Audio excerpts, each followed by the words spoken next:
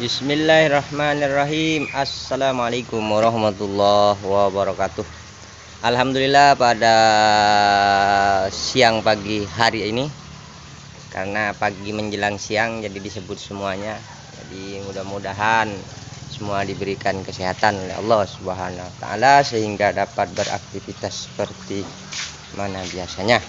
Jadi sekarang saya akan memberikan tutorial, yaitu mobil ini berkendala ya, karena mobil ini sudah berumur ya, dari tahun 2002 ya. Jadi penyakitnya yaitu lampu olinya hidup ya guys. Nah ini, ntar dulu ya, lampu olinya hidup, ketika digas dia mati. Nah ini sering terjadi ya pada mobil-mobil yang lain juga, itu faktornya biasanya sama. Jadi kita cek ya seperti ini, lihat indikator olinya hidup ya guys. Oke, di sini, nah ini ya guys, ini kalau di out hidupnya yaitu di aki, yang ini aki ya, yang ini oli. Ini harusnya ketika mesin hidup dia mati. Nah ini saya hidupkan ya. Nah jadi olinya nggak mati guys. Nah, jadi kita harus teliti juga ya guys. Ini kalau digas mati guys. Nah, ini saya gas ya. Nah, hidup, saya gas, mati. Nah, jadi kalau penyakit oli seperti ini guys, kita panik ya, juga harus panik guys, karena ini bersangkutan dengan mesin ya guys. Jadi supaya kita tahu penyakit daripada mobil ini, karena ini bahan inti ya di oli mobil ini, jadi kita pastikan.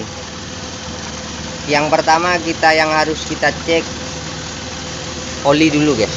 Dari tutup oli ini kita lihat, karena luka guys. Nah, lihat olinya.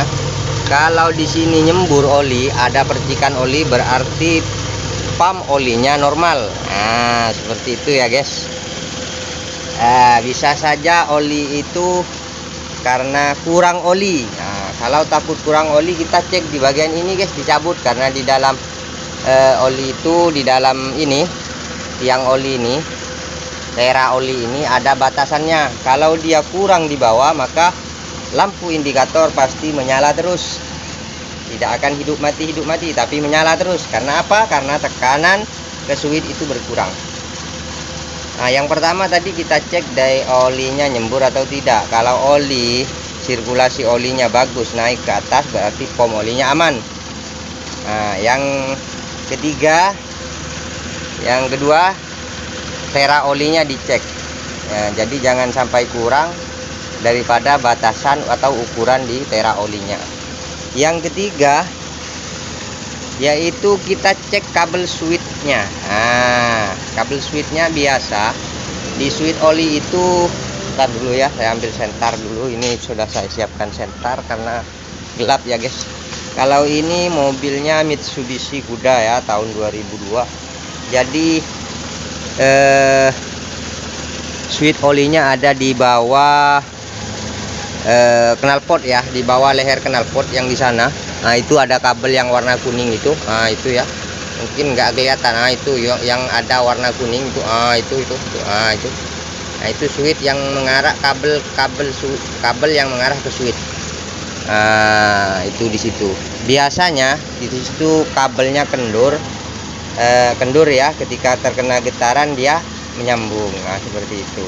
Ataupun switchnya juga sudah rusak. Oke. Jadi hanya seperti itu guys. Jadi kalau lampu olinya tadi menyala, kita harus cek dulu yang tadi saya bilangkan di atas. Jadi supaya lebih pasnya lagi, kita nggak was-was jalan kemana-mana ya. Nah, jadi kalau video ini bermanfaat, silahkanlah. Saya mohon bantuannya untuk subscribe dan like-nya. dan apabila ada masukan silahkan ketik di kolom komentar. Saya di sini akan nyambung lagi ya guys. Ini mobil mau banyak diservis ya guys. Nah, ini saya akan servis karburatornya ini agak nyendat, dan sekalian saya akan bongkar dulu ya.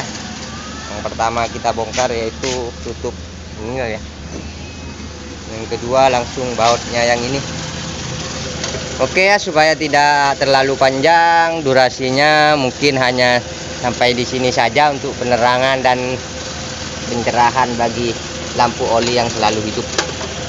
Nah, nanti saya akan buatkan tutorial yang lain bagi karburator yang khusus bagi kuda ya. Bagaimana cara menservis karburator yang betul dan baik dan benar. Assalamualaikum warahmatullahi wabarakatuh.